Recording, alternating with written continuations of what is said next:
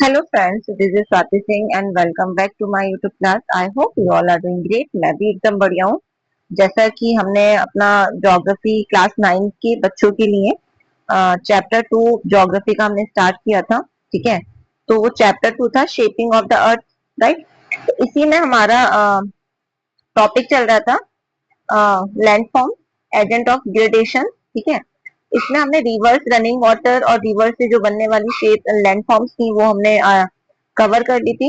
अब आज हम जो इसमें कवर करेंगे वो है वेव्स एंड करंट, ठीक है। इनसे जो लैंडफॉर्म्स बनती हैं आज हम उसको कवर करेंगे इस क्लास में, ठीक है। देखते हैं, चलिए स्टार्ट करते हैं आज की क्लास की। जो समुद्री लहरें होती हैं, जो समुद्र होता है उसमें भी कई प्रकार की लैंडफॉर्म्स बन जाती हैं, ठीक है। वेव से, करंट से कैसे बनती है हम ये समझेंगे। Waves and currents are constantly moving over the oceanic surface. They work in coastal areas and reshape the land along the coastal zone. ठीक है। जब कॉन्स्टेंटली जो मूव होती है, ठीक है, वेव्स और करंट कॉन्स्टेंटली मूव होती रहती है ओशियनिक सरफेस से, और ये अपना काम करती है कोस्टल एरिया में, ठीक है, और रिशेप करती है उसकी लैंड फॉर्म को अलोंग द कोस्टल जोन, ठीक है। जो कोस्टल रीजन होता है, राइट, जो बैंकिंग एरिया होता है सी का, रिवर का, उस पर भी अपना काम करती है। The action of waves and currents create a range of landform along the coastline such as beaches, sandbars, cliffs, sea caves, arcs and stakes. ये सारी वो सारी लैंडफॉर्म्स हैं, ठीक है। इसमें से कुछ इरोजन से बनती हैं, कुछ डिपोजिशन से बनती हैं, ठीक है। तो हम इनको अलग अलग डिवाइड करके पढ़ेंगे, कौन सी इरोजन से बनती है और कौन सी डिपोजिशन से बनती है। फर्स्ट देखते हैं बीच, ठीक है। बीच जो लैंडफॉर्म है वो डिपोजिशन से बनती है। जब जो वेव्स और करंट मूव करती है और अपने साथ में, ठीक है, अपने साथ में क्या करती है, अपने साथ में सैंड, पेबल्स, रॉक, ठीक है, इसको शोर लाइन ऑफ अ सी, ठीक है, सी की जो शोर लाइन होती है, कोस्ट लाइन एरिया होता है, वहां पर इसको डिपोजिट करती है, ठीक है। और जो पूरा वहां पर जो सेडिमेंट से जो एरिया डेवलप होता है, जो रीजन डेवलप होता है, लैंडफॉर्म डेवलप होती है, उसको हम बोलते हैं बीच, ठीक है। जैसे मैं फॉर एग्जांपल आपको थोड़ा सा एक्सप्लेन करती हूँ कैसे, ठीक है। मान लो ये हमारा एरिया है, ठीक है, जहां से राइट, ये हमारा एरिया हो गया, मतलब ये हमारा इधर इधर ये हमारा हो गया सैंड वाला एरिया, ठीक है। और यहाँ हम नीला नीला बना देते हैं, ये सारा वाटर है, नीला नीला, ठीक है, ये सारा वाटर है, राइट। अब होता क्या है, अब ये वाटर जब मूव करता है तो अपने साथ बहुत सारे सैंड, ठीक है, अपने साथ यहाँ पर सैंड, राइट, यहाँ पर पेबल्स, ओके, राइट, और यहाँ पर क्या लाकर इकट्ठा कर देता है, सैंड, पेबल्स, ठीक है। ये सारी चीजें आपने देखा कि वो क्या कर रहा है, वो यहाँ पर लाकर इकट्ठा कर रहा है, रॉक्स यहाँ पर इकट्ठा कर रहा है। तो ये जो पूरा एरिया यहाँ पर बन रहा है, ठीक है, ये जो पूरा एरिया यहाँ पर बन रहा है इसको हम बोल रहे हैं बीच, ठीक है। जो आपने देखा होगा हमेशा जो सी एरिया होता है उसके शोर एरिया पर होता है डेवलप, तो इसको बोला जाता है बीच, ठीक है। A beach is a landform made up of sand, pebbles, or rock along the shoreline of a sea, ocean or lake created by deposition of sediments by waves. Wave के द्वारा, करंट के द्वारा जो भी यहाँ पर चीजें लाई जाती हैं, ठीक है, जैसे जो भी मटेरियल, जो भी ऑब्जेक्ट लाया जाता है उसको डिपोजिट करके क्रिएट होता है, जिसको हम बोलते हैं बीच, which is a constantly shaped by the wave action, tides, current which move and deposit material along the coast. For humans, which are popular tourist destination for relaxation, swimming, recreation, which boost the local economy, ठीक है। अब जैसे India में गोवा बीच कितना famous है, तो आपने देखा कि वहां एक वो जो बीच होता है वो एक टूरिस्ट प्लेस बन जाता है, लोग वहां घूमने जाते हैं, तो एक टूरिस्ट इकोनॉमी डेवलप होती है, ठीक है। तो जो लोकल इकोनॉमी है वो भी बूस्ट होती है। And which is also provide fishing area, some coastal community rely on them for collecting sand and shell, ठीक है। कुछ शेल सैंड कलेक्ट करती है, और जो सी एरिया होता है, ठीक है, वहां पर क्या होता है, फिशिंग एक्टिविटी कर सकते हो, फिशी कल्चर कर सकते हो। तो मोस्टली वहां पर लोग ज्यादातर खाते क्या है, फिश ही खाते हैं, ठीक है, क्योंकि बहुत बहुत चीप प्राइस पे मिल जाता है वहां, right. And additionally which is act as a natural barrier against strong waves, ठीक है। जो स्ट्रॉन्ग वेव्स होती है उसके अगेंस्ट ही नेचुरल बैरियर का भी वर्क करते हैं, ठीक है। And coastal erosion helping safeguard human settlement near the coast, ठीक है। जैसे मैं यहाँ दिखाती हूँ बीच, आपको कहाँ पर ये दिखाई देगा, आप यहाँ पर देख पा रहे हो नंबर 1 पर, ये जो आपको पूरा एरिया दिखाई दे रहा है ये हमारा बीच है। यहाँ पर जो सेडिमेंट्स होते हैं, मतलब जो सेडिमेंट्स यहाँ डिपोजिट कर दिए जाते हैं, ठीक है, मतलब सैंड, पेबल्स, रॉक्स, ठीक है, इसको हमने बोला बीच, ठीक है। नाउ सेकंड है हमारा बे। ठीक है, बे किसको बोला जा रहा है? ये जो हमारा एरिया है, ये जो हमारा एरिया है इसको हम क्या बोल रहे हैं? बे। ठीक है, ठीक है। अब देखते हैं सी। सी क्या है? अब जैसे कि आपको पता है ये जो पूरा एरिया है, राइट, ये जो पूरा एरिया है इसको हम क्या बोल रहे हैं? सी। नंबर थर्ड है हेडलैंड, राइट। हेडलैंड क्या है? इसको हम बोल रहे हैं हेडलैंड। ठीक है, एंड देन सेकंड है नंबर 5 है सैंड वॉल। ठीक है, सैंड वॉल मतलब जहां पर सैंड डिपॉजिट हो जाती है, ये आप देख पा रहे हो यहाँ पर ही सैंड डिपॉजिट है तो इसको सैंड वॉल बोला जा रहा है। ठीक है, उसके बाद है free hand, right. Free hand, ये एरिया फ्री हैंड वाला आपको नजर आ रहा है ये। देन नेक्स्ट है हमारा रिवर। ठीक है, यहाँ से ये आपको रिवर नजर आ रही है, मैं रेड से कर देती हूँ। ये वाला जो एरिया है, ठीक है, ये जो एरिया है ये कौन सा एरिया है? रिवर। ठीक है, रिवर जहां सी में मिल रही होती है, ठीक है, उसकी जो एक तरह से दोनों को मिलने वाला जो एक तरह से नैरो पॉइंट होता है उसको हम बोलते हैं फ्री हैंड। ठीक है, चलिए आगे देखते हैं। Coastal erosion occurs when wave tides currents wear away the load land along the coast, creating unique landforms. Some common landforms of coastal erosion includes, वो हमने बीच का देखा डिपोजिशन। ठीक है, बीच मतलब डिपोजिशन से जो लैंडफॉर्म्स बनती है, मेनली कौन कौन से लैंडफॉर्म्स बनती है मैं यहाँ बता देती हूँ। जैसे कि एक हमने देखा बीच, ठीक है, ये भी हमारी जो लैंडफॉर्म है वो बनती है डिपोजिशन से। दूसरा है स्पिट। ठीक है, स्पिट हमारी जो फॉर्म है वो भी डिपोजिशन से बनती है। तीसरा है बार, सैंड बार, जैसे ये वाला हमने देखा था यहाँ पर सैंड बार। ठीक है, नाउ बार फिर होता है हमारा लेगून। ये दीज आर फॉर्म, ठीक है, which are made from the deposition. Okay, अब देखते हैं इरोजन। इरोजन से कौन कौन सी बनती है? क्लिफ। जैसे यहाँ आपको नजर आ रहा है ये जो, ठीक है, ये जो ऊपर आपको नजर आ रहा है ये वाला, ये स्टीप, आपको जो ये स्टीप एरिया नजर आ रहा है इसको हम बोल रहे हैं क्लिफ। ठीक है, होता क्या है, मैं आपको यहाँ एक और चीज बता दूं, होता क्या है, क्लिफ कैसे बनता है। ये पूरा एरिया है, ठीक है, अब यहाँ से क्या हो रहा है, यहाँ से जो करंट आ रही है, करंट ने आके इस एरिया को, ठीक है, जो सॉफ्ट रॉक्स होती है उसको यहाँ से हटा दिया। ठीक है, तो ऊपर वाला जो एरिया होता है वो भी क्या हो जाता है? ब्रेक हो जाता है, टूट जाता है, राइट। एक ही टूट जाएगा तो फिर पूरा हमारा एरिया स्टीफ, ठीक है, स्टीफ एरिया जो होता है वो बन जाता है, इसको हम बोलते हैं क्लिफ। ठीक है, देखते हैं। Cliff, steep rock faces form as wave undercut the base of the coast. ठीक है, undercut the base of the coast, coast से अंदर मतलब अंडरकट होता है। ठीक है, अंडरकट मतलब जैसा आप यहाँ देख रहे हो, अंडरकट मतलब अंदर से कट होता है। ठीक है, फिर वो पूरा जो एरिया बनता है उसको हम बोलते हैं स्टीप। ठीक है, उसको हम बोला स्टीप, जो एरिया होता है स्टीप रॉक्स होती है उसको बोलते हैं क्लिफ। अब देखते हैं wave cut platform. Plate area left behind as cliff retreat, cave form when waves erode weak parts of the rock. देखो, केव केव कैसे बनती है मैं एक चीज बता दूं। जैसे यहाँ पर आप लोग देख पा रहे हो ये हमारी केव है, राइट। कैसे बनी? जैसे ये हमारी पूरी एक तरह से केव है, ठीक है, अब इसमें दरार होती है, बीच में दरार होती है, राइट। ये दरार हो गई, ये एरिया हो गया, ये एरिया हो गई, ये एरिया हो गई, बीच में दरार पड़ी हुई है, राइट। तो जब वेव आती है अंदर तो यहाँ पे पूरा का पूरा जो ये एरिया होता है, यहाँ पर ये क्या करती है, इस पूरे दरार को बड़ा करके केव बना देती है। बाहर से ही सराउंडेड इसके मतलब चारों तरफ आप देख पा रहे हो रोक है, ये चारों तरफ रोक है, बट अंदर क्या बना दिया इन्होंने, अंदर जो एरिया खाली हो गया है, ठीक है, कट कर दिया है रॉक्स को, उसको हम बोल रहे हैं सी केव।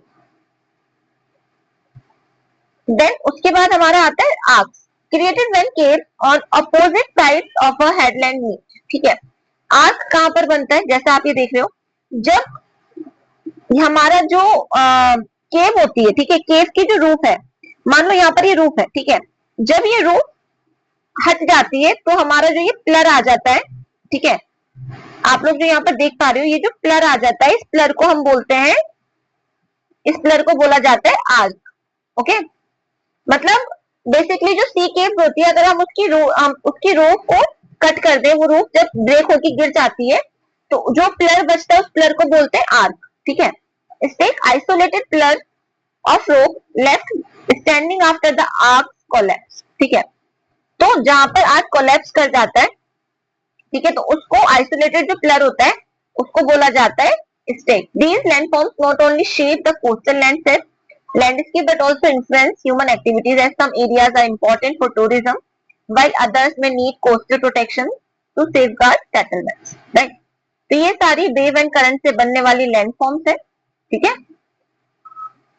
अब हम देखेंगे glaciers. Glacier erosion occur when glaciers slowly move over the land, carving and shaping the landscape. जब ग्लेशियर इरोजन होता है तो ग्लेशियर धीरे धीरे मूव करता है ओवर द लैंड, लैंड के ऊपर से कार्व करता है, शेप करता है लैंडस्केप को. Common landforms made from glacier erosion. ठीक है, ग्लेशियर इरोजन से जो बनती है यू शेप वैली. ठीक है, वी शेप वैली बनती है रिवर से. याद रखना, बी शेप वैली हमारी रिवर से बनती है और यू शेप वैली ग्लेशियर की इरोजन से बनती है. Form as glacier widen and deepen river valley. ठीक है, circus wall shape depression at the head of the glacier. ठीक है, ग्लेशियर के हेड पर जो एरिया होता है उसको बोलते हैं सर्कस. ठीक है, मतलब बाउल जैसा एरिया. ग्लेशियर के ऊपर जो ये एरिया आपको नजर आ रहा है, मैं यहाँ दिखाती हूँ आपको, ये जो एरिया नजर आ रहा है इसको बोल रहे हैं सर्कस. ठीक है, now एरेटस sharp ridge between valley, hanging valley which occur where smaller glacier meet larger ones. ठीक है, जहां पर स्मॉलर ग्लेशियर्स क्या करते हैं, बड़े ग्लेशियर से मिलते हैं, उसको बोला जाता है हैंगिंग वैली. ठीक है,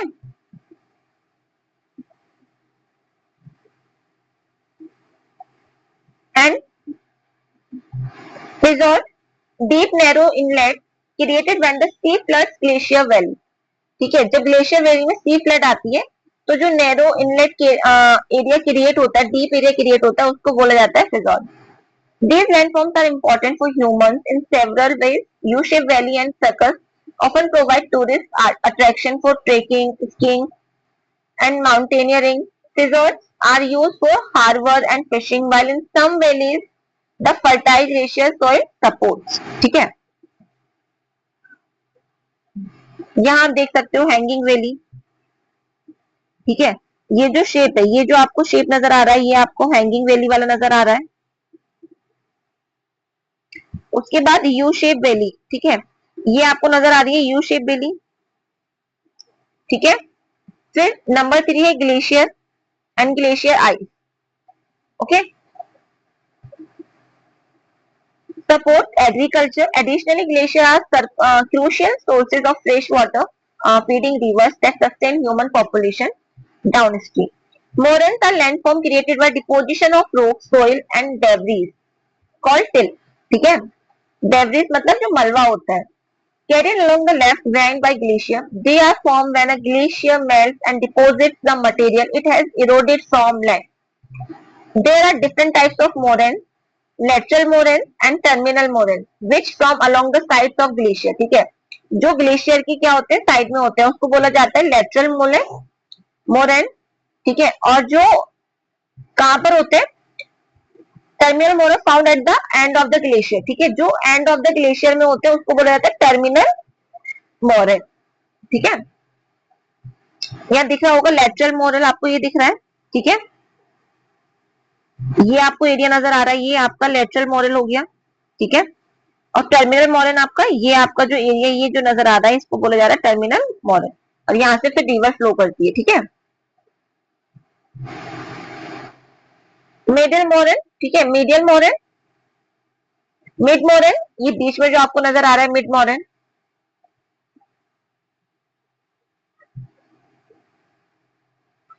Moraines are important for humans because they often create fertile soil for agriculture, can form natural dams, lakes, used for water supply, irrigation and sometimes hydroelectric power. ठीक है, जैसे चमोली में 2021 में आपने देखा था जो वहां पर फ्लड आई थी. ठीक है, तो there was severe damage to building, road, bridge and hydro project and connectivity to villages adversely affected. Can you find out the reasons that led the sudden and unexpected flood? ठीक है, तो landslide क्या होता है, जब धीरे बहुत एक तरह से, एक तो बारिश, दूसरा लैंडस्लाइड, तो ये सारे कुछ रीजंस होते हैं जिसके कारण क्या हो जाता है, यहाँ पर आपका आप देखते हो फ्लड वाला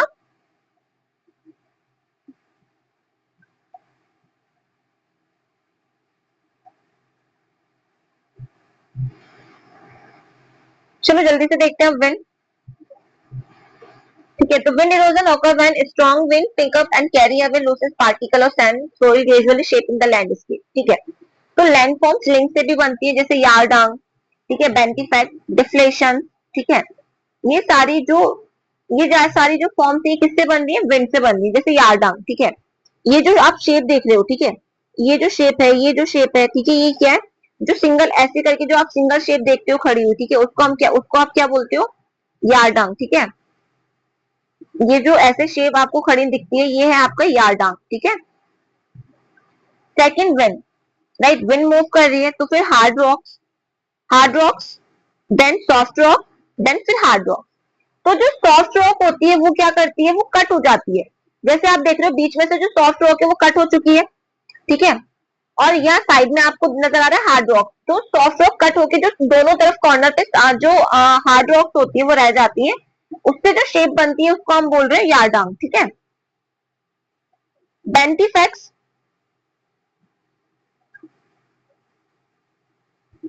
बेंटिफैक्ट्स which are rocks polished and shaped by sand blasting। Deflation, देखो डिफ्लेशन है लो, ठीक है, ये डिफ्लेशन आपको नजर आ रहा है। विंड चलती है, ऑयसिस बन जाता है बीच में। ठीक है, चारों तरफ क्या होता है, चारों तरफ तो आप देख रहे हो कि ये डिपोजिशन हो रहा है सैंड का, हर चीज का, बीच में वाटर इकट्ठा हो गया, इसको बोला जा रहा है ऑयसिस। ठीक है, ब्राउन सैंड, नंबर थर्ड वाला जो एरिया है इसको brown sand and water table. ठीक है, फिर देन जो नंबर फोर पर है उसको हम बोल रहे हैं वाटर टेबल। ठीक है,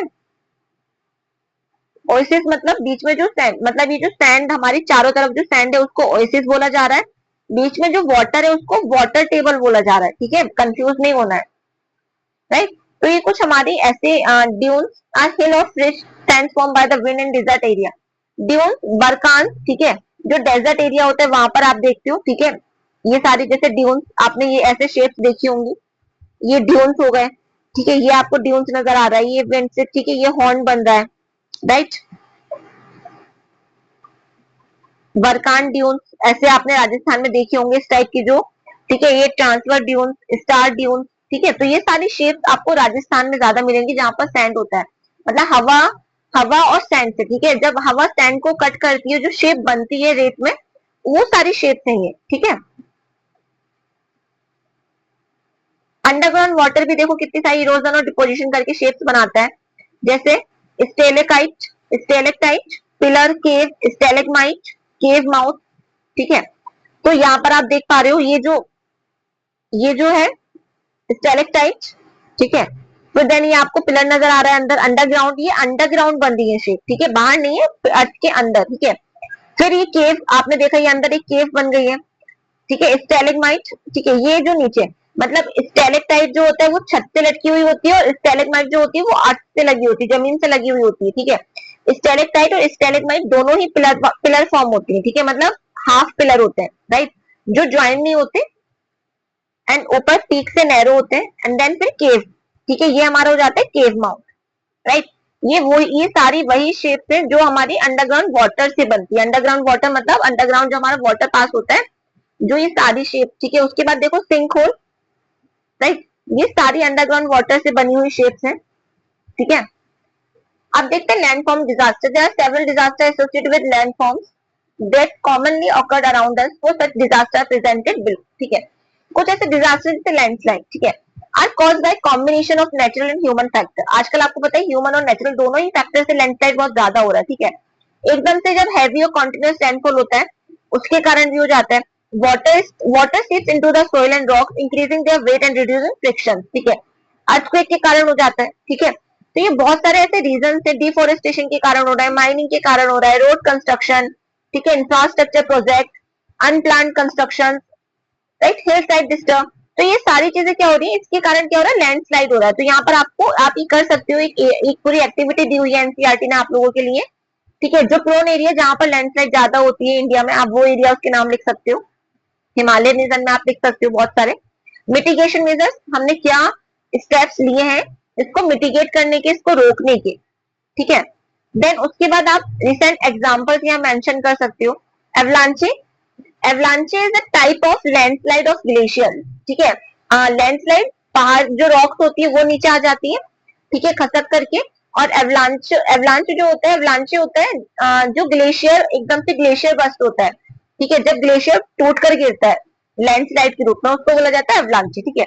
इसके भी सेम कॉजेज हैं, आप देखोगे बहुत सारे ऐसे कॉजेज हैं, अर्थक्वेक हो गया, नेचुरल डिस्टर्बेंस हो गया, ठीक है, माइनिंग मतलब कंस्ट्रक्शन वर्क हो गया, इसके कारण क्लाइमेट चेंज हो गई, इसके कारण बहुत ज्यादा आपको अवलांचे देखने को मिलेगा।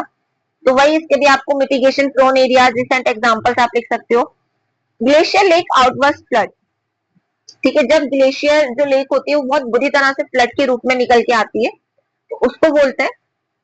यहाँ इसके कॉजेज, ठीक है, कॉजेज हैं, एंड देन फिर उसकी मिटिगेशन लिखना है, प्रोन एरिया लिखना है, तो आप ही खुद से ये आप सारी एक्टिविटी खुद से कर सकते हो। डस्ट स्टॉर्म, ठीक है, जो रेत की आंधी जिसको बोलते हैं रेत आंधी, आपने राजस्थान में बहुत कॉमन है ये, ठीक है, रेत की आंधी। तो इससे क्या होता है, कभी कभी गाड़ियां पेड़ पौधे भी टूट जाते हैं, छोटे मोटे घर उखड़ जाते हैं, ठीक है।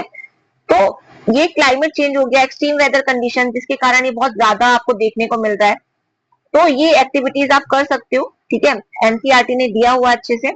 कुछ क्वेश्चन है यहाँ पर जिनको क्लास के अकॉर्डिंग मैं यहाँ पर अपलोड कर दूंगी, ठीक है। बाकी ये आपका पूरा चैप्टर लास्ट में लैंडफॉर्म पिक्चर देख देख के लर्न करोगे तो आपको इजी हो जाएगा लर्न करने में। आई होप कि आपको ये क्लास मेरी पसंद आई हो। तो मिलते हैं अब नेक्स्ट क्लास में। नेक्स्ट क्लास आपकी बहुत इंटरेस्टिंग होने वाली है, जो कि एटमॉस्फेयर और एटमॉस्फेरिक स्ट्रक्चर, ठीक है। तो हम अगली क्लास में 9th का जो चैप्टर होगा ज्योग्राफी का, बहुत इंटरेस्टिंग है एटमॉस्फेयर, हम उसको स्टडी करेंगे। आई होप कि आपको मेरी क्लास पसंद आएगी, तो मेरी क्लास को लाइक शेयर सब्सक्राइब कीजिए और ऐसे ही अच्छी अच्छी क्लासेस देखने के लिए मेरे चैनल को फॉलो करते रहिए। मिलते हैं नेक्स्ट वीडियो में, ध्यान रखिए।